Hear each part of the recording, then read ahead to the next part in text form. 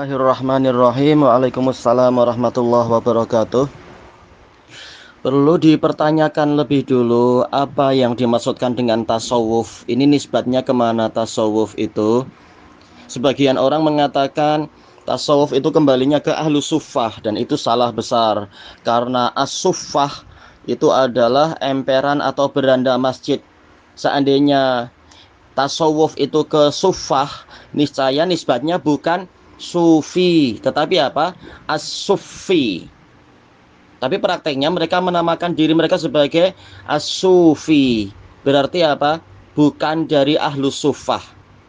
Dan juga ahlus suffah tidak memiliki ajaran khusus. Mereka adalah para tamu Islam yang belajar kepada Nabi SAW, dan mereka tidak menyelisihi satu dzarrah pun dari ajaran Nabi SAW.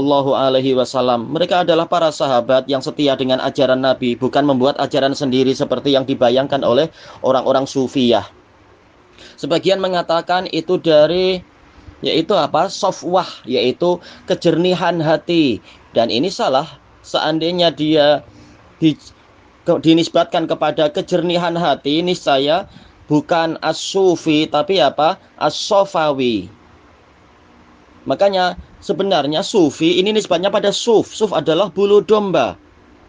Tayyib, kalau ternyata yang betul itu adalah bulu domba, karena memang prakteknya orang-orang sufi zaman dulu, mereka untuk mendidik jiwa mereka, mereka sengaja pakai baju suf, baju yang terbuat dari suf, kain wool. Dengan alasan apa? Agar dalam situasi yang panas mereka memakai baju seperti itu, agar yaitu seakan-akan polanya adalah menyiksa diri. Pakai baju yang agak tebal-tebal dalam situasi panas untuk melatih diri agar siap menghadapi berbagai macam kesulitan hidup, katanya. Nah, seperti itu tidak diajarkan oleh Nabi Muhammad SAW. Sengaja menyiksa diri itu tidak diajarkan oleh Nabi SAW. Memakai kain-kain yang seperti itu dengan disengaja, dengan diniatkan sebagai bentuk ibadah. Pakai kain apa yang semampunya. Rasulullah SAW dijelaskan oleh Imam Ibnul Qayyim rahimahullah di dalam Zadul Ma'ad. Beliau memakai pakaian apa yang dimudahkan oleh Allah Ta'ala, dimampui untuk dicari, tanpa mengkhususkan pakaian tertentu dengan niatan untuk menyiksa diri seperti yang dilakukan oleh orang-orang sufiyah itu. Tayyib. Tasawuf itu pakai wazan tafa'ul, yaitu mencari. Mencari apa? Itu mencari penisbatan atau pelajaran sufiyah. Sementara kita sudah tahu tadi sebenarnya dia adalah suatu kebid'ahan, maka mempelajarinya adalah bid'ah. Kalau kita tanya untuk apa belajar itu? Oh, agar jadi ikhlas. Tanpa belajar sufiyah pun, belajar tasawuf pun, orang boleh ikhlas mengikuti ajaran Allah dan Rasulnya. Karena Allah dan Rasulnya tidak pernah mengajarkan sistem tasawuf seperti itu, dinisbatkan kepada sufiyah, dinisbatkan pada kain wol atau apa saja itu tadi.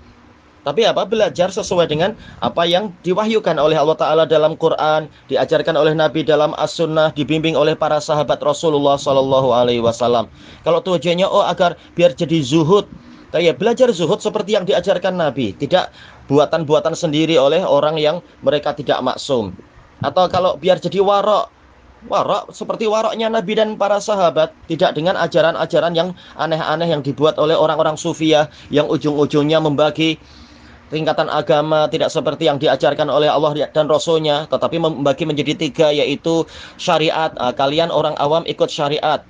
Kemudian yang tingkatan berikutnya, kalau sudah mampu melepaskan diri dari nafsun sabu'iyah dan nafsun bahimiyah, jiwa yang sabu'iyah, jiwa yang ganas, yang suka mengalahkan pihak yang lain, atau bahimiyah yang suka memenuhi hawa nafsunya, maka dia akan mencapai apa? Tingkat ma'rifah.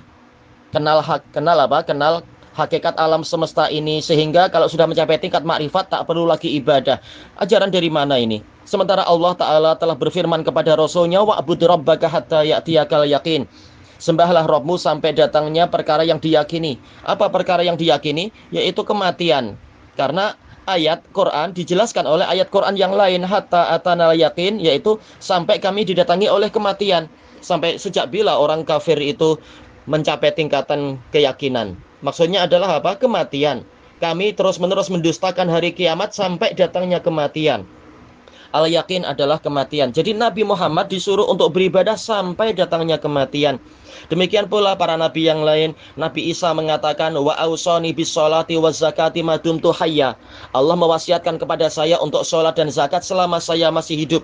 Jadi para nabi sendiri, mereka adalah terus-menerus beribadah kepada Allah Ta'ala.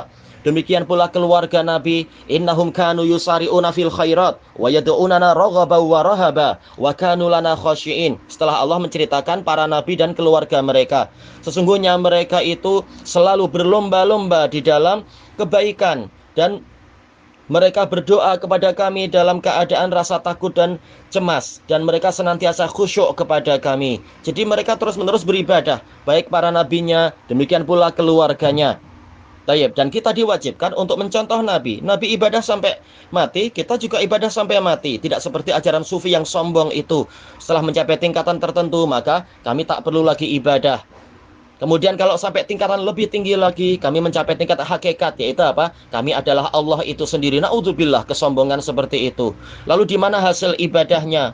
Ibadah mencapai tingkatan ubudiyah, menghamba pada Allah. Inilah tingkatan tertinggi seorang hamba, seorang makhluk sebagai hamba, bukan malah menjadi Tuhan, menjadi seperti Fir'aun, na'udzubillah. Jadi belajar tasawuf seperti yang kalau kita singkapkan hakikat tasawuf seperti ini, maka belajar tasawuf ini adalah bid'ah dan bahkan boleh mencapai kepada kekufuran. Tapi kalau belajar dalam artian memahami isinya agar tahu kebatilannya, ini wajar seperti itu, tak mengapa. Sebagaimana para ulama mempelajari prinsip-prinsip Mu'tazilah untuk membantahnya, untuk mengetahui sisi kebatilannya, mempelajari prinsip-prinsip Jahmiyah untuk mengetahui sisi kebatilannya lalu membantahnya. Ini jelas lain. Belajar untuk apa? Mengetahui isinya dan membantahnya. Tapi biasanya orang mengatakan kita belajar tasawuf tujuannya memang untuk meneladani para tokoh-tokoh sufiyah dan mengikuti bimbingan yang ada di dalam ajaran tasawuf tadi, dan ini adalah bid'ah. Wallahu a'lam walhamdulillahi rabbil alamin.